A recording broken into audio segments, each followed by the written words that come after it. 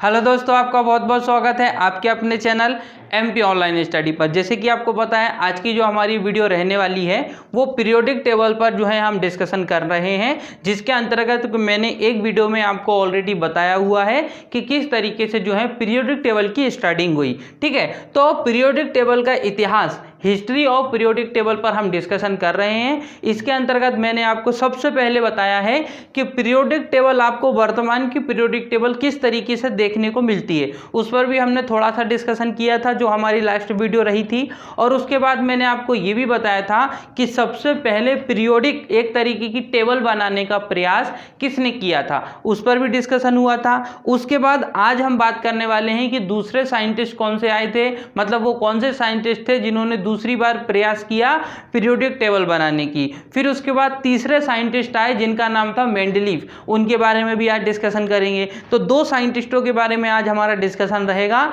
एक साइंटिस्ट के बारे में हम ऑलरेडी डिस्कशन कर चुके हैं, लेकिन हर वीडियो की तरह इस वीडियो में भी मैं आपको बताऊंगा कि ये आपको सबसे पहले वीडियो मिलने वाली है, वीडियो के बाद आपको इसकी पीडीएफ भी मिल जाएगी। हमारे टेलीग्राम ग्रुप से आप पीडीएफ निकाल सकते हैं। टेलीग्राम ग्रुप की लिंक इस वीडियो के डिस्क्रिप्शन में मिल जाएगी। साथ ही साथ आज की वीडियो पर जितने भी क्वेश्चन बन सकते हैं उससे रिलेटेड जो है टेस्ट भी आपको इस वीडियो के डिस्क्रिप्शन में उसकी लिंक मिल जाएगी। वहां से आप टेस्ट दीजिए और टेस्ट देने के बाद कितने मार्क्स आपके आते हैं आउट ऑफ क्वेश्चन, वो आपको कमेंट करके मुझे कमेंट बॉक्स में जरूर बताएं। अब उसके बाद हम बात करते हैं कि पहली वीडियो में हमने क्या पढ़ा था। कहने का मतलब ये है, जो लास्ट वीडियो रही है जहां से हमने पीरियोडिक टेबल का इतिहास शुरू किया है, तो थोड़ा सा उस पर डिस्कशन करेंगे। उसके बाद मैं आपको सेकेंड जो साइंटिस्ट आए उनके बारे में बताऊंगा और जो थर्ड साइंटिस्ट आए मेंडलीफ, उनके बारे में बताऊंगा। तो इस तरीके से तीन साइंटिस्ट आ जाएंगे आपके, मेंडलीफ और तक, है ना। फिर उसके बाद आपके जो है एक साइंटिस्ट और आपको देखने को मिलेगा, फिर आपको आधुनिक पीरियोडिक टेबल मिल जाएगी। लेकिन उसके लिए सबसे पहले रिवीजन इंपॉर्टेंट है, तो 5 मिनट लगेंगे हमको रिवीजन करने के लिए। देखिए, सबसे पहले हम बात करते हैं पीरियोडिक टेबल। ये तो मेंडलीफ ने दी थी। ये जो पीरियोडिक टेबल मैंने यहाँ पर बनाई हुई है वर्तमान की नहीं है, अभी की नहीं है। अभी की जो पीरियोडिक टेबल है वो मैं बता चुका हूँ, लास्ट वीडियो में मैंने आपको बताई थी। ये जो है मेंडलीफ ने दी थी। तो हम जब मेंडलीफ का टॉपिक पर आएंगे या जब मेंडलीफ साइंटिस्ट का नाम आएगा तीसरे नंबर पर, तब इस पर डिस्कशन करेंगे। अभी हम 5 मिनट के लिए रिवीजन करते हैं। देखिए, मैंने जो लास्ट वीडियो है उसमें आपको क्या बताया था, मैंने आपको ये बताया था कि पीरियोडिक टेबल को जमाने के लिए, या मैं ऐसा बोल सकता हूं कि तत्वों को जमाने के लिए, एलिमेंटों को जमाने के लिए, या फिर एलिमेंटों को एकत्रित करके एक टेबल के फॉर्म में जमाने का सबसे पहला प्रयास किसने किया था? डॉबे राइनर ने। मतलब प्रथम प्रयास, या हम बोल सकते हैं प्रथम वैज्ञानिक। क्या बोल सकते हैं? प्रथम वैज्ञानिक कौन रहे हैं? तो प्रथम प्रयास किसके द्वारा किया गया था? डॉबे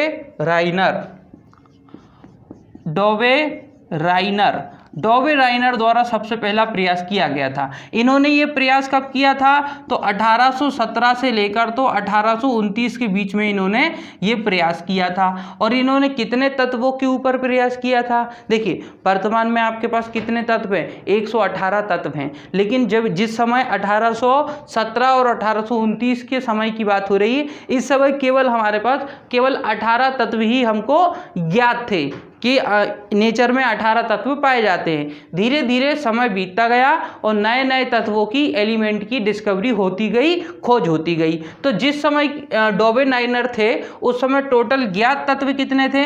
18 तत्वों के बारे में हमको जानकारी थी। 18 एलिमेंट के बारे में हमको जानकारी हुआ करती थी। कब? 1817 और 29 के लगभग। अच्छा, इन्होंने इन 18 तत्वों को जमाया। किनने? डॉबे राइनर ने। अच्छा, ये निवासी कहाँ के थे? डॉबे राइनर जो थे वो निवासी कहाँ के थे? तो ये भी आपको याद रखना, ये जर्मनी के निवासी थे। कहाँ के? ये निवासी थे जर्मनी के, है ना, जर्मनी के निवासी थे। और इन्होंने इन 18 तत्वों को जमाया। किस तरीके से जमाया वो भी मैंने आपको बताया था। और उसको जमाने के लिए इन्होंने एक सिद्धांत दिया था। क्या दिया था? एक सिद्धांत दिया था, और इस सिद्धांत का नाम क्या था? त्रिक सिद्धांत। क्या नाम था उसका? त्रिक सिद्धांत। तो याद रखना डॉबे राइनर द्वारा एक सिद्धांत दिया गया, उस सिद्धांत का नाम था त्रिक सिद्धांत। और त्रिक सिद्धांत में कितने तत्वों को जमाया था? तो देखिए इस तरीके से मैं आपको बता देता हूं कि 3-3 तत्वों को जमाया था। और 3-3 की कितनी रो बनाई थी? 5 रो बनाई थी, ये भी बताया था मैंने। ऐसे 3-3 तत्वों को जमाया था, A B C। तो यहाँ पर 3 तत्व, यहाँ पर 3 तत्व, यहाँ पर 3 तत्व, यहाँ पर 3 तत्व, यहाँ पर, ऐसे तत्वों को जमाया था। और सबसे पहला तत्व कौन सा था? हाइड्रोजन ही था। याद रखना किसी भी आवर्त सारणी में, चाहे वो डॉबे राइनर ने बताई हो, या फिर अलेक्जेंडर न्यूलैंड ने बताई है, या मेंडलीफ ने बताई है, या फिर आधुनिक आवर्त सारणी, सभी आवर्त सारणियों का सबसे पहला तत्व, सबसे पहला एलिमेंट जो रहा है वो हाइड्रोजन ही रहा है। ठीक है, तो इसका भी पहला तत्व कौन सा रहा है? हाइड्रोजन। देखिए 3-3 तरीके से उन्होंने जो है एक ग्रुप बनाए थे, 3-3 के ग्रुप बनाए थे, 1 2 3, 1 2 3, 1 2 3, 1 2 3। लेकिन ये जो लास्ट वाला ग्रुप था 1 2 3, ये फेल हो गया था। ये जो लास्ट वाला ग्रुप था, और लास्ट वाला ग्रुप कौन कौन सा था? नाइट्रोजन, फास्फोरस और आर्सेनिक, ये फेल हो गया था। ठीक है, phosphorus, arsenic, nitrogen, phosphorus, arsenic, ये लॉ यहाँ पर काम नहीं कर रहा था। ये जो त्रिक सिद्धांत है, डॉबे राइनर द्वारा जो त्रिक सिद्धांत दिया गया था, वो इन तीनों तत्वों पर लागू हो रहा था, इन तीनों तत्वों को भी फॉलो कर रहा था, इन तीनों एलिमेंट पर भी लागू हो रहा था, इन तीनों एलिमेंट पे भी लागू हो रहा था। लेकिन ये जो लास्ट के 3 एलिमेंट थे, इन पर ये लॉ क्या नहीं हो रहा था? लागू नहीं हो रहा था, फॉलो नहीं हो रहा था। इसलिए इस पीरियोडिक टेबल को, या जो डॉबे राइनर ने जो तत्वों को जमाया था, अरेंज किया था, वो मान्यता उसको नहीं मिल पाई, वो किसी कारणों से क्या हो गया? विफल हो गया। अब इनके विफल हो जाने के बाद दूसरे साइंटिस्ट आए। ठीक है, और ये जो दूसरे साइंटिस्ट आए, इन्होंने फिर आगे पीरियोडिक टेबल की जानकारी दी कि आप पीरियोडिक टेबल को किस तरीके से जमा सकते हैं। लेकिन मतलब जितने भी तत्व हैं उनको किस तरीके से सिस्टमेटिक रूप से जमाया जा सकता है। इसमें थोड़ा सा एक पॉइंट और याद रखना कि किस बेस पे जमाया था, मतलब किस आधार पे तत्वों को जमाया था? तो परमाणु भार के आधार पे जमाया था। किस आधार पे जमाया था? परमाणु भार। अब आप बोलोगे सर ये परमाणु भार क्या होता है? तो परमाणु भार में समझा चुका हूँ कि परमाणु भार किसे कहते हैं। प्रोटॉनों की संख्या और न्यूट्रॉनों की संख्या, दोनों की संख्या को ऐड कीजिए तो किसी भी परमाणु का भार निकल आता है, मतलब उसका वेट निकल आता है। ठीक है, ये मैं आपको ऑलरेडी समझा चुका हूँ। अब देखिए इसके बाद दूसरा प्रयास, ये तो पहला प्रयास था, फिर दूसरा प्रयास, द्वितीय प्रयास, दूसरा प्रयास, या हम बोल सकते हैं द्वितीय वैज्ञानिक कौन आए और उनने जो है जानकारी दी, जिनका नाम था अलेक्जेंडर न्यूलैंड। क्या नाम था?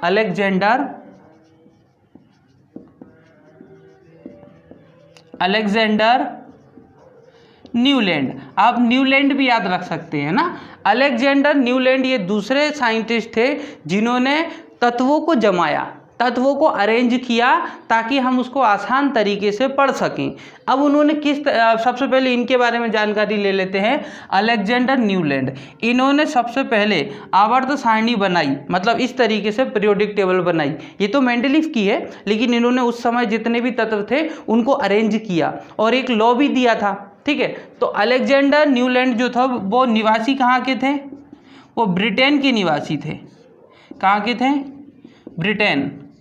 ब्रिटेन के निवासी थे। तो याद रखना अलेक्जेंडर न्यूलैंड ये दूसरे वैज्ञानिक रहे हैं, लेकिन ये निवासी कहाँ से रहे हैं? ये जो है ब्रिटेन के निवासी रहे हैं। इन्होंने 1865 में, कब? 1865 में तत्वों की जानकारी दी और उनको क्या किया? उनको एक आवर्त के रूप में जमाया। जैसे कि ये जमाया मेंडलीफ ने, ऐसी जो है अलेक्जेंडर न्यूलैंड ने भी जमाया। लेकिन जिस समय, मतलब 1865 के समय हमारे पास 56 एलिमेंट हुआ करते थे। मतलब उस समय तक हमने जो है 56 जो हैं एलिमेंटों को खोज लिया था, उनकी डिस्कवरी कर ली थी, ठीक है। क्योंकि अगर आप देखोगे तो डॉवेर राइनर जब थे उस समय केवल 18 तत्व ही हुआ करते थे हमारे पास, लेकिन जब अलेक्जेंडर न्यूलैंड आए 1865 में, तब तक हमारे पास कितने तत्व हो चुके थे? 56 तत्वों की जानकारी या 56 एलिमेंट की जानकारी हमको मिल चुकी थी। मतलब अब अलेक्जेंडर न्यूलैंड को आवर्त सारणी तो बनानी थी, लेकिन कितने तत्वों को लेकर बनानी थी? 56 तत्वों को लेकर बनानी थी, और उन्होंने बनाई भी, और बनाने के लिए एक सिद्धांत भी दिया, और उस सिद्धांत का नाम था, इनके द्वारा जो सिद्धांत दिया गया, इनके द्वारा जो सिद्धांत दिया था उसका नाम था अष्टक नियम। क्या था? अष्टक नियम। इनके द्वारा एक सिद्धांत दिया गया, उस सिद्धांत का इन्होंने क्या नाम रखा? अष्टक नियम नाम रखा। देखिए नाम से तो जानकारी मिल रही है, अष्टक का मतलब कहीं ना कहीं 8 तत्वों से यहाँ पर जो है डिनोट हो रहा है। आप इसको पढ़ेंगे अष्टक तो पता चल जाएगा कि 8 तत्वों की बात हो रही है। अष्टक नियम दिया, किसने दिया? अलेक्जेंडर न्यूलैंड ने। डॉर्विन राइनर ने कौन सा सिद्धांत दिया था? त्रिक सिद्धांत दिया था, 3 तत्वों को जमाया था। तो ये अष्टक नियम दिया है, मतलब कितने तत्वों को जमाएंगे? 8 तत्वों को जमाएंगे, लेकिन इनका जमाने का तरीका अलग था। और उन्होंने जो जमाया था, मतलब डॉर्विन राइनर ने जो जमाया था वो परमाणु भार के आधार पर जमाया था, ये भी परमाणु भार के आधार पर ही जमाएंगे, लेकिन ये कितने तत्वों को जमाएंगे? 8 तत्वों को जमाएंगे। कैसे? उसको समझिए। सबसे पहले तो ये समझिए कि अष्टक नियम किस आधार पे दिया गया, तो आप बोलना परमाणु भार के आधार पे दिया गया। परमाणु भार के आधार पे दिया गया। अब देखिए ये छोटे छोटे शब्द हैं, जैसे कि परमाणु भार मतलब एटॉमिक मास, है ना, परमाणु क्रमांक मतलब atomic number of proton, number of electron, number of neutron मतलब प्रोटॉनों की संख्या, इलेक्ट्रॉनों की संख्या, न्यूट्रॉनों की संख्या। ये मैं आपको एक अलग से वीडियो बना के उसमें समझा दूंगा।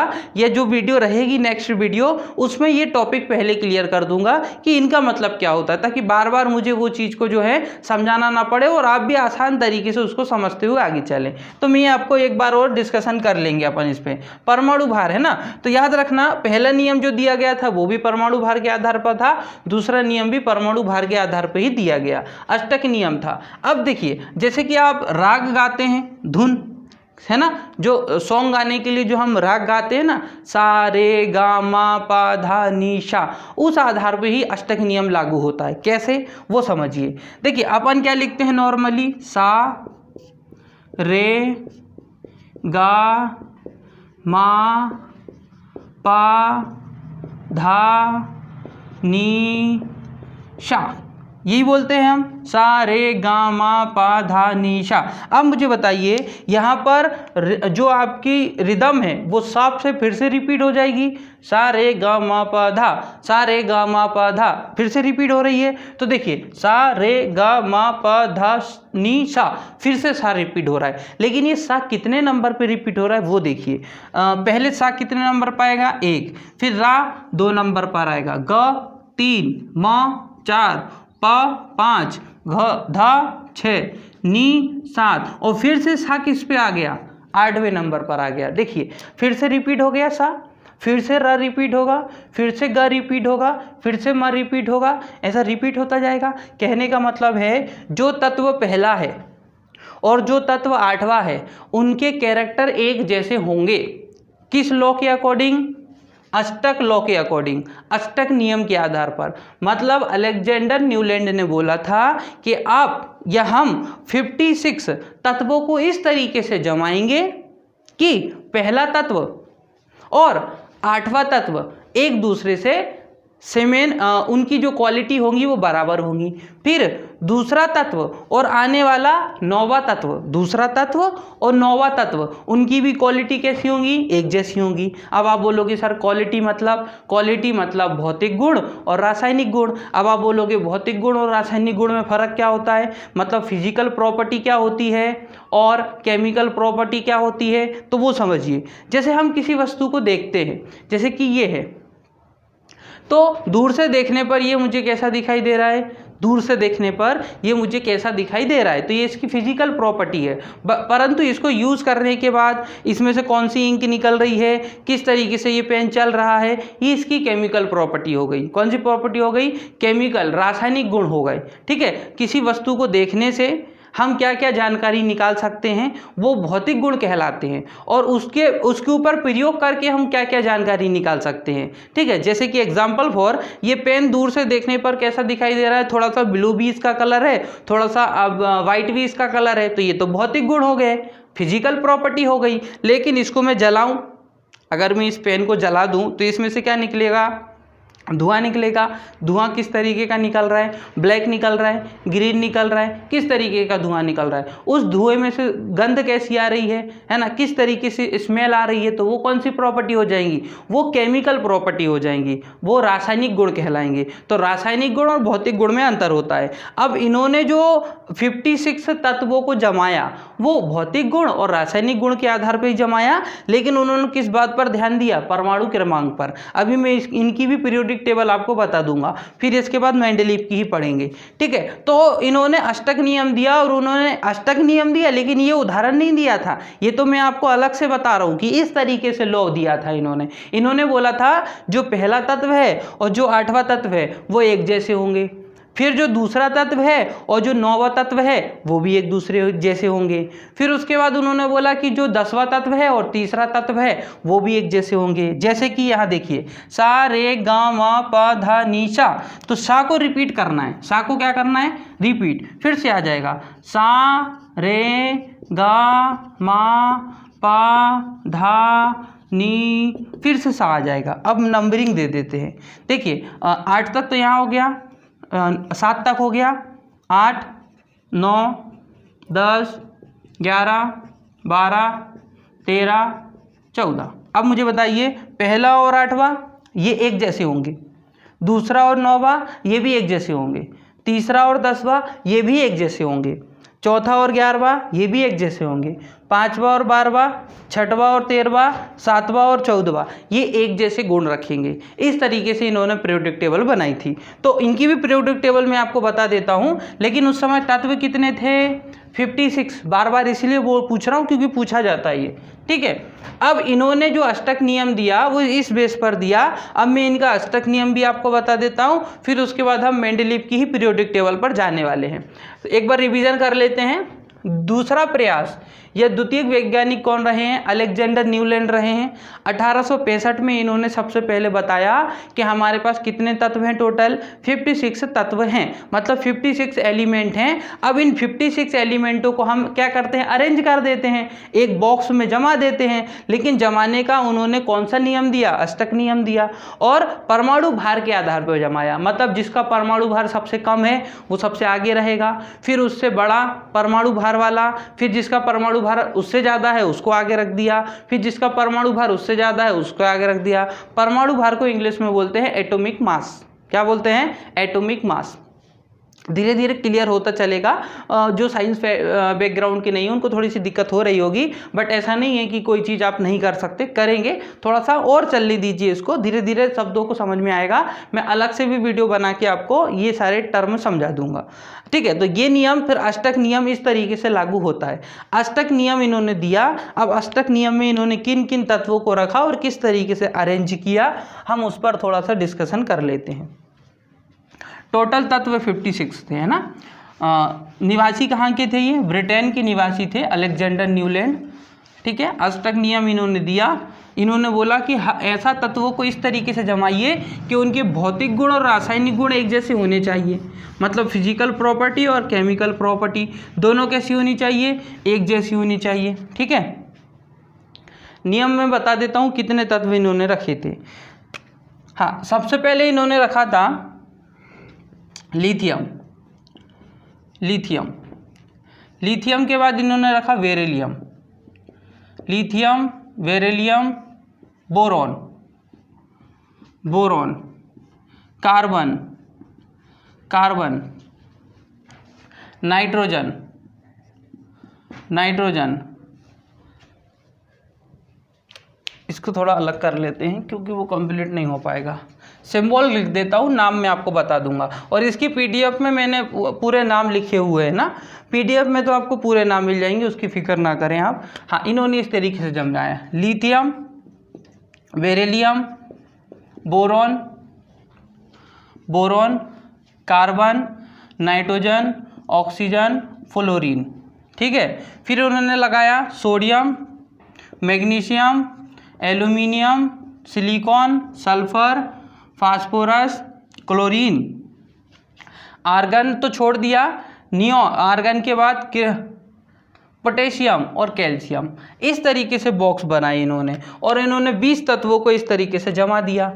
बाकी तत्व तो 56 थे। मैं आपको बता देता हूं कि ये वाला लॉ फेल क्यों हुआ। भाई, जिस तरीके से डॉवे-राइनर द्वारा जो लॉ दिया गया था वो फेल हो गया। क्यों? क्योंकि वो उनका लॉ काम तो कर रहा था, लेकिन वो लास्ट वाली रॉ पर काम नहीं कर रहा था। उसी तरीके से इन्होंने जो सिद्धांत दिया था, कौन सा सिद्धांत दिया था? अष्टक नियम, वो केवल 20 तत्वों तक ही लागू हुआ, मतलब कैल्शियम तक ही लागू हुआ। और जबकि तत्व कितने थे हमारे पास? 56, उसके आगे लागू ही नहीं हो रहा था। अब जब कोई लॉ लागू नहीं हो रहा है तो हम उसमें पीरियोडिक टेबल में कैसे जमाएं? हम जमा ही नहीं सकते। कैसे, वो समझिए। देखिए, lithium 1, beryllium 2, boron 3, carbon 4, nitrogen 5, oxygen 6, fluorine 7, sodium 8। देखिए, अब पहला और 8वां लिथियम और सोडियम, ये लिथियम है, Li मतलब क्या होता है? लिथियम। Na मतलब क्या होता है? सोडियम। तो लिथियम और सोडियम के कैरेक्टर एक जैसे होते हैं, इसलिए तो उन्होंने क्या किया? साथ में जमा दिया। फिर 2 नंबर, और मैग्नीशियम कितना? 9, aluminium 10, silicon 11, sulphur 12, phosphorus 13, chlorine 14, potassium 15, potassium कितना हो गया? 15, और कैल्शियम कितना हो गया? 16। अब देखिए, इन्होंने बोला कि लिथियम और सोडियम के कैरेक्टर एक जैसे होंगे, और रियलिटी यही है कि लिथियम और सोडियम के जो गुण होते हैं, चाहे वो भौतिक गुण हो या फिर रासायनिक गुण है, वो एक जैसे होते हैं। उसी तरीके से सोडियम और पोटेशियम के भी रासायनिक गुण एक जैसे होते हैं, भौतिक गुण भी एक जैसे होते हैं, मतलब तीनों एक ही कैटेगरी के हैं। तो ये तो लॉ काम हो गया, यहाँ पर लॉ फॉलो हो गया।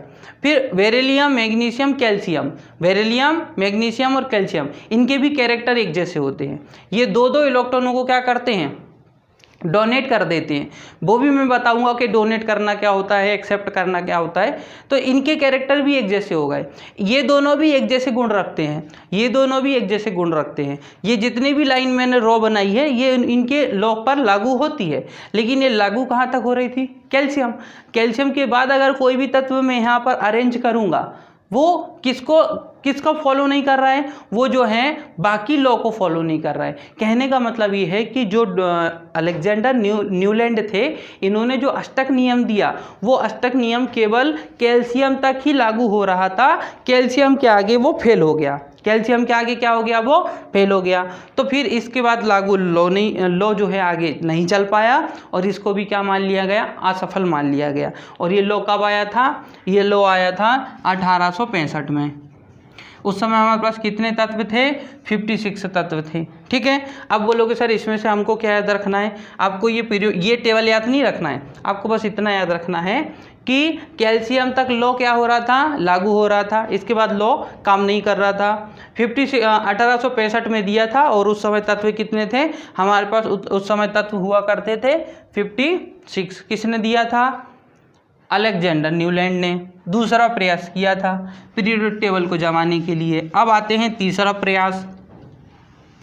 तीसरा प्रयास किसने किया? तो तीसरा प्रयास किया था मेंडलीफ ने, जिनको पीरियोडिक टेबल का जनक कहा जाता है। क्या कहा जाता है? पीरियोडिक टेबल का जनक। अब समझिए, आधुनिक पीरियोडिक टेबल का जनक मोज़ले को कहा जाता है। किसको कहा जाता है? मोज़ले को। लेकिन पीरियोडिक टेबल का जनक मतलब आवर्त सारणी का पिता किसे कहा जाता है? वो कहा जाता है मेंडलीफ को। ये दी थी उन्होंने पीरियोडिक टेबल, ये मेंडलीफ की पीरियोडिक टेबल है। लेकिन फिर इसको हमने क्या किया? हमने इसको व्यवस्थित किया, और व्यवस्थित करने के बाद वर्तमान में जो हमारे पास पीरियोडिक टेबल होती है उसको हम पढ़ रहे हैं। लेकिन ये मेंडलीफ ने दी थी। तो दो प्रश्न आप यहाँ से याद रखना, मैं आपको अलग से बता रहा हूँ। अगर आपसे पूछा जाए आवर्त सारणी का जनक किसे कहा जाता है, तो उस समय आपका आंसर क्या आना चाहिए? मेंडलीफ। क्या आएगा आंसर? मेंडलीफ। लेकिन अगर आपसे कोई पूछ ले कि आधुनिक आवर्त सारणी का जनक किसे कहा जाता है, आधुनिक आवर्त सारणी का जनक किसे कहा जाता है, तो उस समय आपका आंसर कहाँ जाएगा? उस समय आंसर जाएगा मोज़ले की तरफ। मोज़ले, इन्होंने जो है आधुनिक आवर्त सारणी की जानकारी दी, लेकिन मेंडलीफ ने ही पीरियोडिक टेबल बनाई थी। ये चीज़ भी आपको याद रखना। सबसे अच्छी पीरियोडिक टेबल जिसको प्रकाशित भी किया गया, मतलब पब्लिक तक पहुंचाया गया। अभी तक जो पीरियोडिक टेबल बनाई थी वो केवल प्रयास था, वो पब्लिक को नहीं मतलब वो पीरियोडिक टेबल पब्लिक को पढ़ने के लिए नहीं दी गई, लेकिन इसको तो पब्लिक तक पहुंचाया गया। मतलब ये अच्छी पीरियोडिक टेबल थी। कुछ इसमें खमियां थी, बहुत सारी कमियां तो हर किसी चीज़ में आई हैं। अगर आप देखेंगे तो सबसे पहले जो डोवेनाइनर थे उनमें भी कमियाँ थी, और उसके बाद इनका जो लॉ था अलेक्जेंडर न्यूलैंड, उसमें भी कमियां थी, और मेंडलीफ की पीरियोडिक टेबल में भी कमियां देखने को मिलेंगी। अभी हम पहले पढ़ लेते हैं कि मेंडलीफ की पीरियोडिक टेबल किस तरीके से लागू होती है और किस तरीके से वर्क करती है। बात हो रही है मेंडलीफ की, जो तीसरे नंबर पर आए, और इन्होंने कहीं ना कहीं पीरियोडिक टेबल को एक आधार दे दिया। मतलब पीरियोडिक टेबल बनाने का सबसे अच्छी जड़ इन्होंने ही दी। तीसरा प्रयास।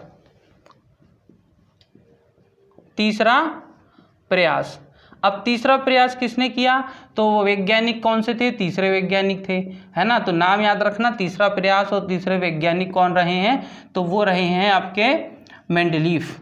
कौन रहे हैं? रूस के निवासी थे ना, रशियन थे ये, रशियन। तो याद रखना, सबसे पहले हम बात कर रहे हैं किसकी? मेंडलीफ की। मेंडलीफ, ठीक है। ये निवासी कहाँ के थे? मेंडलीफ जो थे वो निवासी कहाँ के थे? तो ये थे आपके निवासी रूस के। कहाँ के थे? ये रूस के निवासी थे, ठीक है। इन्होंने जो पीरियोडिक टेबल दी, अगर हम इसकी बात करें तो इन्होंने पीरियोडिक टेबल 1869 में बना ली थी। 1869 में पीरियोडिक टेबल बना ली थी। 1869 में पीरियोडिक टेबल इन्होंने बना ली थी, लेकिन उसको जो है इसको बना लिया गया था, लेकिन 1871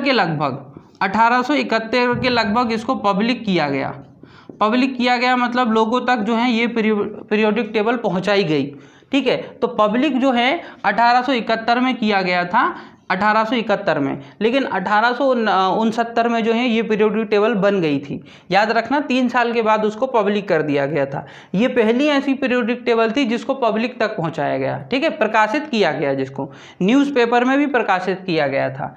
अब बात करते हैं कि ये पीरियोडिक टेबल इन्होंने बनाई तो, बट कितने तत्वों पर बनाई, तो उस समय हमने 63 तत्वों को ज्ञात कर लिया था। 63 एलिमेंट हमारे पास उस समय थे। कितने? 63 एलिमेंट। अब ये जो 63 एलिमेंट थे इनको इस तरीके से जमा दिया। किसने? मेंडलीफ ने। ये मेंडलीफ की आवर्त सारणी है, ठीक है। अब 63 तत्वों को जमाने के लिए उन्होंने कोई लॉ दिया होगा, है ना, कोई नियम दिया होगा। सब लोग नियम दे रहे हैं तो इन्होंने भी नियम दिया था। मेंडलीफ ने जो नियम दिया था, इनका जो नियम था, इनका जो सिद्धांत था, उस सिद्धांत का नाम था आवर्त सिद्धांत। क्या था? आवर्त सिद्धांत। तो 3 सिद्धांत आपके यहाँ कंप्लीट हो रहे हैं, ठीक है।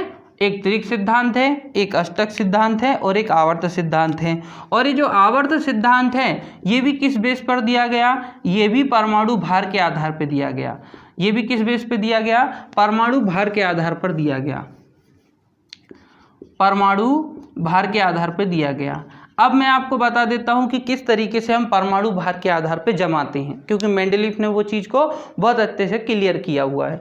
तो आवर्त नियम दिया, किस आधार पे दिया? परमाणु भार के आधार पे दिया। अगर आपसे पूछा जाए कि आवर्त सिद्धांत किसके द्वारा दिया गया, तो आप बोलना मेंडलीफ द्वारा दिया गया। मेंडलीफ जो है रूस के निवासी थे। इन्होंने ये जो मेंडलीफ की जो पीरियोडिक टेबल बनाई थी वो 1869 में बना ली थी, लेकिन इसको प्रकाशित कब किया? 1871 के लगभग पब्लिक कर दिया गया था। उस समय 63 तत्वों को खोजा जा चुका था। उनकी डिस्कवरी हो चुकी थी। ठीक है, तो 63 हमारे पास उस समय क्या थे, एलिमेंट थे। 63 इन्होंने जो नियम दिया वो कौन सा था, आवर्त सिद्धांत था। और उसके लिए उन्होंने जो उनको जमाया, उन तत्वों को ये जो जमाया है, ये किस बेस पे जमाया था उन्होंने जमाया था परमाणु भार के आधार पर। अब यहाँ पर भी आप समझिए सबसे इम्पोर्टेंट बात, आपको ये पीरियोडिक टेबल याद नहीं करना है, आपको बस इसको देखना है। क्यों, उसका कारण समझिए। देखने से 3-4 क्वेश्चन आपके यहीं से निकलने वाले हैं। मैं आपको बताऊंगा किस तरीके से यहाँ से आप 3-4 क्वेश्चन निकाल सकते हैं। ठीक है, 3-4 क्वेश्चन आपको यहीं से मिलने वाले हैं। इस केवल इस आवर्त सारणी को, इस पीरियोडिक टेबल को देखने से ही आपको 3-4 क्वेश्चन मिल जाएंगे। पहली बात, ये जो पीरियोडिक टेबल बनाई थी ये परमाणु भार के आधार पर बनाई थी। अब इस पीरियोडिक टेबल में आप मुझे बताइए कितने समूह हैं, कितने समूह हैं। 2 चीज़ों की बात होती है, क्योंकि हम कंफ्यूज होते हैं कई बार कि समूह किसको कहते हैं, एक समूह किसको कहते हैं और एक हम किसको, आवर्त किसको कहते हैं। तो वो चीज़ आज आपकी क्लियर हो जाएगी, यहीं से क्लियर हो जाएगी। जब हम आधुनिक आवर्त सारणी पढ़ेंगे तो वहाँ तो और ज़्यादा क्लियर हो जाएगा, लेकिन अभी आप समझिए। देखिए यहाँ पर जो मैंने ब्लू कलर से लिखा हुआ है वो तत्व उस समय नहीं थे जिस समय मेंडलीफ ने आवर्त सारणी बनाई थी। ये बाद में खोजे गए हैं, इनको बाद में डिस्कवर किया गया है। ठीक है, तो आप कहाँ ध्यान नहीं देंगे, आप इन ब्लू नंबर पर ध्यान नहीं देंगे। जितने भी ब्लू पेन से मैंने लिखा हुआ है, जितने भी तत्व, ये जो एलिमेंट आपको दिख रहे हैं ना ब्लू पेन से लिखे हुए, ये बाद में खोजे गए। जिस समय मेंडलीफ ने आवर्त सारणी बनाई थी उस समय ये ब्लू तत्वों को खोजा नहीं गया था। सिर्फ मेंडलीफ ने क्या किया था, खाली स्पेस छोड़ दिया था। अब आप सोचिए कि मेंडलीफ ने एक नया काम किया, उन्होंने खाली स्पेस छोड़ा। उनको पता था कि इन फ्यूचर ऐसे ऐसे तत्व खोजे जाएंगे, तो मैं उनके लिए पहले से ही क्या कर देता हूँ, स्पेस छोड़ देता हूँ कि जब एलिमेंट को खोज लिया जाएगा तो यहाँ पे रख दिया जाएगा। ये इन्होंने एक नई बात की थी, इसलिए इनकी पीरियोडिक टेबल थोड़ी सफल रही। ठीक है, इन्होंने पहले से ये पूरी लाइन जो है, जैसे कि हीलियम है, नियॉन है, आर्गन है, क्रिप्टॉन है, जीनॉन है, रेडॉन है, ये सब क्या हैं, ये सब अक्रिय गैस हैं। ये बाद में डिस्कवर की गई, बाद में खोजा गया। तो उन्होंने तो पहले से ही बॉक्स खाली छोड़े थे कि जब खोजा जाएगा तब आप उनको यहाँ पर रख देना। देखिए यहाँ पर भी ये 2 स्पेस इन्होंने खाली छोड़ा था, यहाँ पे भी ये, क्योंकि ये ब्लू कलर वाले तो बाद में खोजे गए। ये जो ब्लैक कलर से जो तत्व लिखे हुए हैं ये थे उस समय जिस समय मेंडलीफ ने ये आवर्त सारणी बनाई थी। बाकी तो ये जो ब्लू कलर वाले हैं इनको बाद में खोजा गया, और जब इनको खोज लिया गया तो यहाँ पे रख दिया गया। क्यों, क्योंकि मेंडलीफ ने तो पहले से स्पेस खोल के रखा था कि जब इनको खोज लिया जाएगा तो आप इस पीरियोडिक टेबल में उसको क्या कर देना, जोड़ देना, ऐड कर देना। ठीक है, तो इस पर ध्यान नहीं देंगे, हम केवल ब्लू कलर पर ही ध्यान देंगे।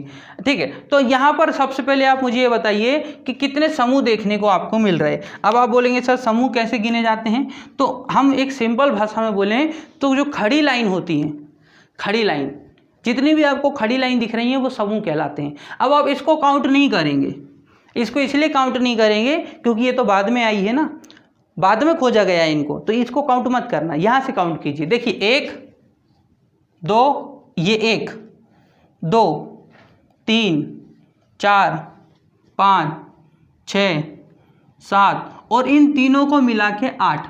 उन्होंने 3-3 का समूह बनाया था लास्ट में, 1 2 3 1 2 3 1 2 3, कितने कितने का समूह, 3-3 का समूह बनाया था। तो इस तरीके से 8 समूह देखने को मिल रहे हैं। फिर से रिपीट देखिए, ये एक समूह हो गया, इसको ऐड नहीं करना, ये तो बाद में आया था।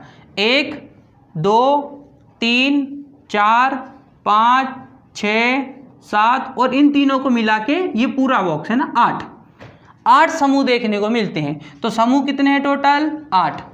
कितने समूह हैं, 8। अब बात करते हैं आवर्त। तो आवर्त मतलब ऐसी 36 लाइन, 1 2 3 4 5, इस तरीके से। देखिए इस तरीके से 1 2 3 4 5 6 7, अब काउंट करते हैं। ये एक हो जाएगी। हाँ, वो बात अलग है कि उसमें केवल एक ही तत्व है, हाइड्रोजन, लेकिन है तो एक आवर्त। तो 1, फिर ये 2, ये वाली लाइन 3, फिर ये 4, ये कौन सी हो जाएगी, 4, ये वाली 5, फिर ये वाली लाइन 6, फिर ये वाली लाइन 7, कितने हो जाएगी, 7। जिसमें केवल 2 तत्वों को खोजा गया था, क्योंकि ये तो बाद में खोजे गए ना।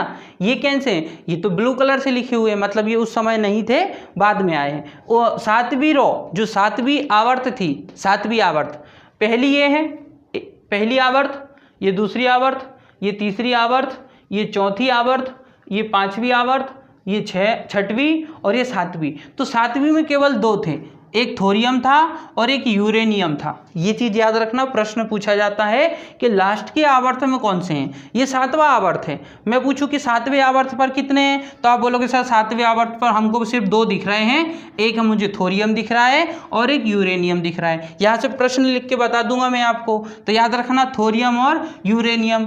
अब इसमें ये भी पूछा जाता है कि जो मेंडलीफ ने आवर्त सारणी दी थी उसमें पहला तत्व कौन सा था, तो आप बोलना सर पहला तत्व तो हाइड्रोजन है।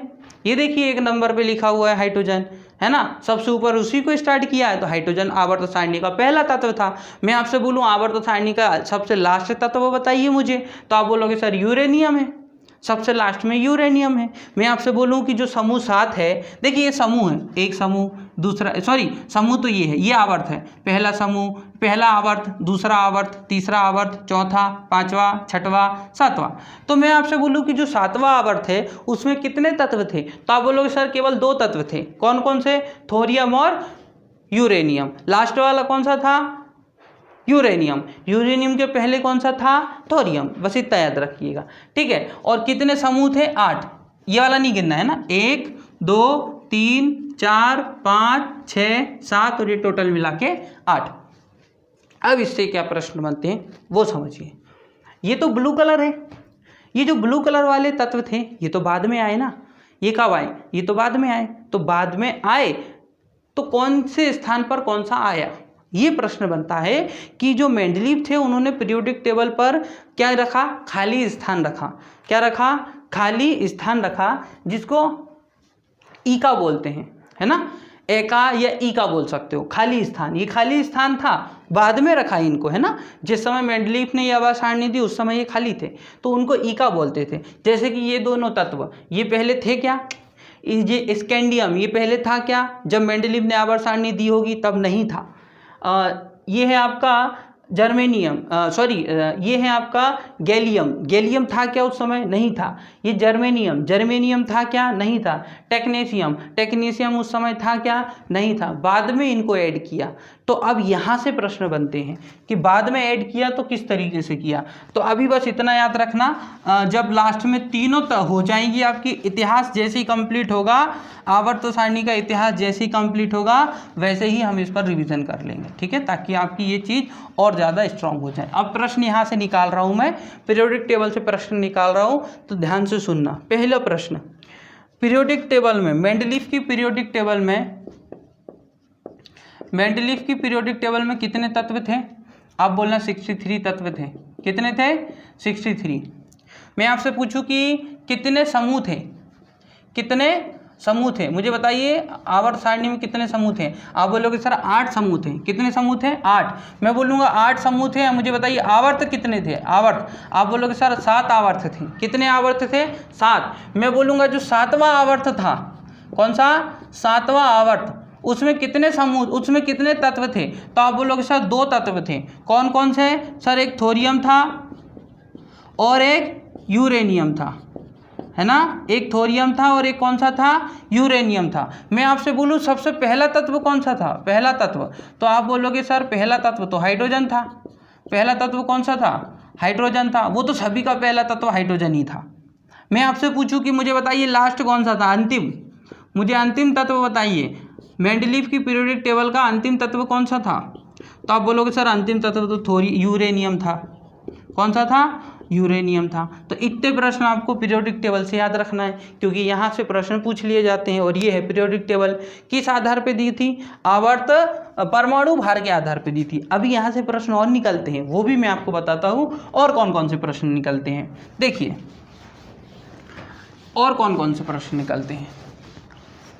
अब स्थान लिया गया, स्थान कैसा लिया गया वो समझिए। जैसे कि मैं इसको अभी हटा देता हूँ, स्कैंडियम को हटा दिया, क्यों, क्योंकि जिस समय पीरियोडिक टेबल दी गई थी मेंडलीव द्वारा उस समय तो ये खाली था, ईका बोलते थे इसको, खाली स्पेस को क्या बोलते थे, ईका। अभी तो ये खाली है, लेकिन फिर क्या किया, स्कैंडियम की खोज कर दी, स्कैंडियम की खोज हो गई। जैसे ही स्कैंडियम की खोज हुई, स्कैंडियम को कहाँ रख दिया, यहाँ रख दिया, और स्कैंडियम का सिंबल क्या ले लिया, Sc, और उसको यहाँ रख दिया स्कैंडियम को। अब स्कैंडियम को रखा, लेकिन कौन सी फैमिली में रखा, तो ऊपर देखिए यहाँ पे लिखा है बी। बी मतलब होता है बोरॉन। बी मतलब क्या होता है, बोरॉन। तो मैं बोलूँगा कि बोरॉन फैमिली में तो रखा है उसको, क्योंकि ऊपर वाला तो आपका बोरॉन है, तो उसको बोरॉन फैमिली में रखा है। तो कई बार अच्छा बोरॉन फैमिली थी ना, तो इस खाली स्थान का नाम क्या था वो समझिए पहले। देखिए भले ही आपको थोड़ा सा दिक्कत हो रहा होगा, बट समझिए, क्योंकि यहाँ से प्रश्न आते हैं। जैसे कि ये खाली स्पेस है, ठीक है, खाली स्पेस कौन सा है, ऊपर देखिए बोरॉन लिखा है ना, इसलिए इस खाली स्पेस का नाम, उस खाली स्पेस का, किस, इस खाली स्पेस का, इस खाली स्पेस का नाम इन्होंने रखा था ईका कार्बन। ईका कार्बन क्या रखा था, सॉरी ईका बोरॉन। ईका बोरॉन, इस खाली स्पेस का नाम क्या रखा था, ईका बोरॉन। मैं बोलूँ कि ये जो खाली स्पेस दिख रहा है इसका नाम क्या था, ईका बोरॉन, क्यों, ऊपर बोरॉन है ना इसलिए। अब आपसे पूछा जाए कि ईका बोरॉन को हटा दिया, या ईका बोरॉन के स्थान पे, बोरॉन के स्थान पे नहीं, ये बोरॉन का स्थान है, मैं बोल रहा हूँ ईका बोरॉन, क्यों, क्योंकि हमने इसका नाम ईका बोरॉन रखा है। मैं आपसे बोलूँ कि ईका बोरॉन के स्थान पे कौन सा एलिमेंट रखा गया, तो आप बोलोगे सर स्कैंडियम रखा गया। क्या रखा गया, स्कैंडियम, और उसका सिंबल क्या था, Sc। उसी तरीके से तो हम यहाँ रख देते हैं स्कैंडियम, ये लो। अब सुनिए, उसके नीचे क्या है, Ga।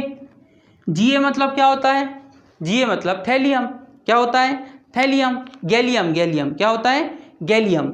Ga मतलब क्या होता है, गैलियम। अब सुनिए, ये क्या था यहाँ पर, पहले था, अभी हमने हटा दिया उसको, गैलियम है ना, लेकिन गैलियम के पहले इसका कुछ नाम था, क्योंकि ये खाली स्पेस है, और खाली स्पेस किसके ऊपर है, एल्यूमिनियम, तो उसका नाम रख दिया था ईका एल्यूमिनियम। क्या रख दिया था, ईका एल्यूमिनियम, इसका नाम, इस खाली स्पेस का है ना। अब नीचे वाली खाली स्पेस का नाम क्या रख दिया था, ईका एल्यूमिनियम, इसके आधार पे। तो मैं बोलूँगा कि ईका एल्यूमिनियम, इसको ईका एल्यूमिनियम बोलूँगा। एल्यूमिनियम तो ये है, Al मतलब क्या होता है, एल्यूमिनियम, लेकिन इसको बोल रहा हूँ मैं ईका एल्यूमिनियम। और मैं आपसे पूछूं कि मुझे बताइए ईका एल्यूमिनियम के स्थान पे कौन सा तत्व रखा गया, तो आप बोलोगे गैलियम रखा गया सर। ईका एल्यूमिनियम के स्थान पे, ईका एल्यूमिनियम के स्थान पे कौन सा तत्व रखा गया, तो आप बोलोगे सर गैलियम रखा था। ईका एल्यूमिनियम के स्थान पे कौन सा तत्व रखा गया, तो आप बोलोगे सर यहाँ पर हमने गैलियम को रखा था, गैलियम। मैं बोलूँ गैलियम का सिंबल बताओ, तो आप बोलोगे सर Ga। Ga उसका सिंबल है, Ga, तो हमने ये रख दिया गैलियम को। क्या रख दिया यहाँ पर, गैलियम को। अब देखिए ये क्या लिखा है, ये लिखा हुआ है Ge। Ge और Ga दोनों में अंतर है। Ga मतलब होता है गैलियम, और Ge मतलब होता है जर्मेनियम। क्या होता है, जर्मेनियम। अब ये जर्मेनियम किसके स्थान पे रखा है, अभी मान लीजिए यहाँ पर जर्मेनियम नहीं है, अभी नहीं है, तो इस जर्मेनियम के स्थान का नाम मैंने सिलिकॉन के आधार पे रखा। इसको मैंने बोला ईका सिलिकॉन। क्या बोला, ईका सिलिकॉन। ये देखिए ऊपर लिखा है ना सिलिकॉन, तो सिलिकॉन के नीचे वाला ही बॉक्स था वो, और खाली था, खाली था, तो उसका नाम क्या रख दिया, ईका। ईका मतलब खाली, और किसका नीचे था, सिलिकॉन के नीचे था, तो ईका सिलिकॉन। तो मैं आपसे बोलूं कि ईका सिलिकॉन को हटाओ, उसकी जगह कौन सा रखा गया वो बताओ, ईका सिलिकॉन। सिलिकॉन, तो ईका सिलिकॉन उसका नाम रखा गया था, उस खाली स्थान का नाम ईका सिलिकॉन रखा गया था, और उस ईका सिलिकॉन को हटा के उसकी जगह जर्मेनियम रखा गया। क्या रखा गया, जर्मेनियम, जिसका सिंबल Ge होता है। ठीक है, अब एक और देख लेते हैं, यहाँ आइए, ये देखिए Tc, टेक्नेशियम, Tc, टेक्नेशियम, सुनते रहिए उसको याद हो जाएगा। Tc मतलब टेक्नेशियम। अब Tc को हटाया, क्योंकि अभी तो हम हटा देते हैं, अभी डिस्कवरी हुई नहीं, करेंगे हम डिस्कवरी।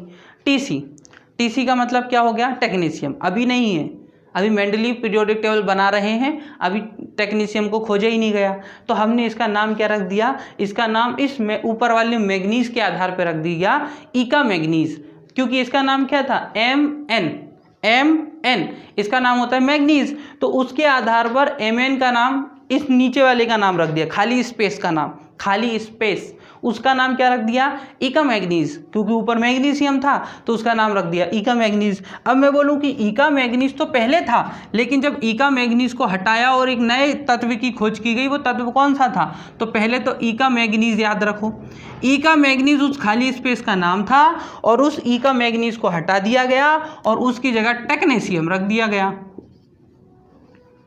टेक्नीशियम किसको रख दिया गया, टेक्नीशियम को रख दिया गया, मतलब टीसी। किसको रख दिया गया, टेक्नीशियम को रख दिया गया, मतलब टीसी को रख दिया गया। तो इस तरीके से आपको ये 4 पॉइंट याद रखना है, क्योंकि डायरेक्टली प्रश्न पूछा जाएगा इका बोरोन का स्थान किसने लिया, तो आप बोलना स्कैंडियम ने लिया। इका एल्यूमिनियम का स्थान किसने लिया, गैलियम ने लिया। इका सिलिकॉन का स्थान किसने लिया, जर्मेनियम ने लिया। इका मैग्नीज का स्थान किसने लिया, तो आप बोलना टेक्नीशियम ने लिया, मतलब टीसी ने लिया। ठीक है, ये आपको याद रखना। ये पूरी आवर्त सारणी भी याद रखना। समझ में ना आया हो तो एक बार वीडियो को रिटर्न देख लें, तो हो सकता है आपको और बेटर लगे। फिर भी कोई दिक्कत हो, इसके अलावा भी कोई दिक्कत हो, आप कमेंट करें, आप कमेंट करें, आप कमेंट करें। मैं आपको कई बार बोल चुका हूँ, अगर आपको कोई टॉपिक में दिक्कत है, कोई चीज़ समझ में नहीं आई है, हो सकता है मैंने जल्दी बता दी हो, ठीक है, क्योंकि पढ़ाना और पढ़ना दोनों में बहुत अंतर है। मैं पढ़ा सकता हूँ, लेकिन आपको समझने में अगर कोई डिफ़िकल्टी आ रही है तो आप कमेंट कर सकते हैं। उसमें जो भी डिफ़िकल्टी होगी नेक्स्ट वीडियो में हम उसको क्लियर करेंगे, 100% उसको क्लियर करेंगे। ठीक है, तो अगर कोई दिक्कत हो तो कमेंट करके ज़रूर बताएं। अब यहाँ से सुनिए, इनको जमाया, किस बेस पे जमाया, परमाणु भार के बेस पे जमाया।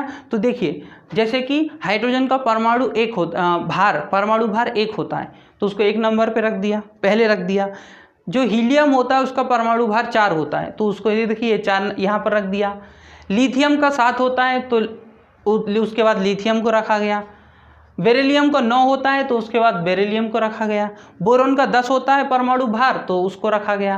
कार्बन का 12 होता है, नाइट्रोजन का 14 होता है, ऑक्सीजन का परमाणु भार 16 होता है, फ्लोरीन का परमाणु भार 19 होता है। तो इस तरीके से देखिए परमाणु भार क्या हो रहे हैं, लगातार बढ़ रहे हैं। तो जिसका परमाणु भार सबसे कम होता है उसको सबसे पहले रखेंगे।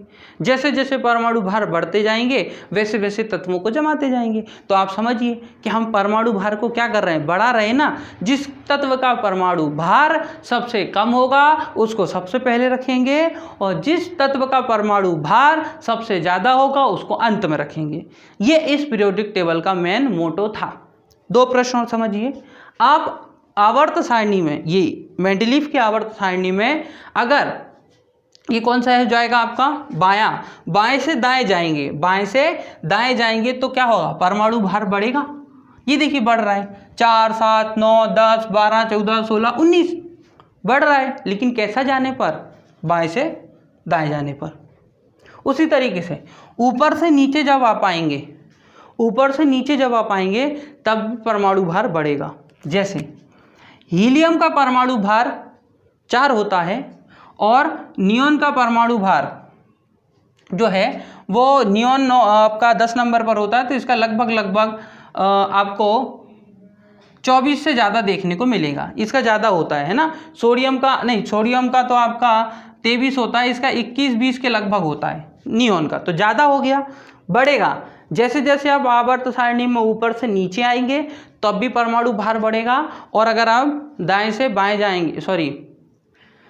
से दाएं जाएंगे तो भी परमाणु क्रमांक क्या होगा, बढ़ेगा। तो परमाणु भार के आधार पर जो है, परमाणु भार के आधार पर ये जो पीरियोडिक टेबल बनाई थी मेंडलीफ ने, और ये कहीं ना कहीं सफल रही थी, लेकिन इसके अंदर कुछ कमी भी है। ठीक है, इसको सुधारा गया। बाद में आधुनिक आवर्त सारणी बनाई गई मोज़ले द्वारा। क्यों बनाई गई, क्योंकि इसमें कमियां थी, तो इनकी कमियों को मोज़ले ने दूर किया। इनके अंदर जो कमी थी, मेंडलीफ की पीरियोडिक टेबल में जो कमी थी उसको मोज़ले ने क्लियर किया। तो याद रखना मोज़ले इंपॉर्टेंट है, इसके बाद मोजले आएंगे। अब इनके आवर्त सारणी में क्या क्या कमियां थी ये हम नेक्स्ट वीडियो में करेंगे, क्योंकि यहाँ फिर आपको मुझे 3-4 टॉपिक बताना पड़ेगा क्या किसको कहा जाता है, क्योंकि इनके अंदर जो इनकी पीरियोडिक टेबल में जो कमियां थी 3-4 कमियां हैं, तो वो 3-4 कमियों पर नेक्स्ट वीडियो में डिस्कशन कर लेंगे। यहाँ तक मैंने आपको ये बता दिया कि मेंडलीव की पीरियोडिक टेबल क्या है, उसमें किस तरीके से प्रश्न आएंगे और मेंडलीव की पीरियोडिक टेबल की कमी क्या थी, वो हम नेक्स्ट वीडियो में करेंगे। अभी हम छोटा सा रिवीजन कर लेते हैं 5 मिनट का, और वो रिवीजन इस तरीके से रहेगा कि 3 साइंटिस्ट के नाम हो चुके हैं, आप भी बहुत अच्छे से जानते हैं कि 3 साइंटिस्टों के बारे में मैं बता चुका हूँ। अब एक छोटा सा बॉक्स बनाएंगे और बहुत अच्छा बॉक्स बनाएंगे और उसमें हम तीनों साइंटिस्टों के बारे में जानकारी लिख लेंगे। ठीक है, ध्यान से सुनना, कवर हो जाएगा, रिविज़न भी हो जाएगा। पहले साइंटिस्ट नाम बताइए, पहले साइंटिस्ट नाम बताइए, कौन थे? डॉवे राइनर। कौन थे? डॉवे राइनर। दूसरे कौन से थे? Alexander Newland. कौन थे? Alexander Newland. तीसरे कौन थे? मेंडलीफ। तीसरे कौन थे? मेंडलीफ। तीसरे कौन थे? मेंडलीफ। डॉवे राइनर कहाँ से थे? ये जर्मनी के निवासी थे। कहाँ के निवासी थे? जर्मनी। कहाँ से आए थे ये? जर्मनी से। न्यूलैंड कहाँ के थे? ब्रिटेन के थे। ब्रिटेन कहाँ के थे? ब्रिटेन के। मेंडलीफ कहाँ से थे? रूस से थे। कहाँ से थे? रूस से। इन्होंने जो जानकारी दी थी पीरियोडिक टेबल की जानकारी, वो कब की दी थी? 1817 से लेकर तो 1829 के बीच में दी थी। ब्रिटेन के जो निवासी थे न्यूलैंड, इन्होंने 1865 में दी थी। मेंडलीफ ने 1869 में बनाई और 1871 में उसको प्रकाशित किया, सबको उसकी जानकारी दी। फिर डॉवे राइनर के समय कितने तत्व ज्ञात थे? 18 तत्वों की जानकारी हमारे पास थी। न्यूलैंड के समय 56 तत्वों के बारे में हम जानते थे और मेंडलीफ के समय 63 तत्वों की जानकारी हमारे पास थी। वर्तमान में 118 तत्वों की जानकारी हमारे पास है। इन्होंने जो नियम दिया, इन्होंने डॉवे राइनर ने, उसका नाम क्या था? त्रिक सिद्धांत। क्या था उसका नाम? जल्दी से बोलिए। त्रिक सिद्धांत। क्या था उसका नाम? त्रिक सिद्धांत था। फिर उन्होंने, न्यूलैंड ने जो सिद्धांत दिया वो कौन सा था? अष्टक नियम। अष्टक नियम। कौन सा नियम? अष्टक नियम। फिर मेंडलीफ ने जो सिद्धांत दिया उसका नाम क्या था? आवर्त सारणी। क्या था? आवर्त सारणी। और तीनों के तीनों ने क्या किया? तीनों ने ही क्या किया? परमाणु भार के आधार पर सिद्धांत दिया। परमाणु भार, परमाणु भार और परमाणु भार। ठीक है, तीनों ने परमाणु भार के आधार पर क्या दिया?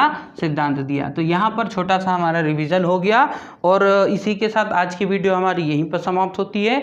वीडियो अगर आपको पसंद आई हो तो वीडियो को लाइक ज़रूर करें, हमारे चैनल को सब्सक्राइब करें। चैनल अगर आपने ऑलरेडी सब्सक्राइब किया हुआ है तो बेल आइकन ज़रूर प्रेस करें ताकि आने वाली सारी वीडियो का नोटिफिकेशन आपको मिलता रहे। ओके दोस्तों, thank you, thanks for watching. साथ ही साथ वीडियो का जो नोट्स हैं वो आप टेलीग्राम से ले सकते हैं और टेस्ट भी ज़रूर लगाएं। इस वीडियो के डिस्क्रिप्शन में टेस्ट है, टेस्ट लगाएं, कितने मार्क्स आ रहे हैं मुझे कमेंट करके बताएं। ओके दोस्तों, thank you, thanks for watching.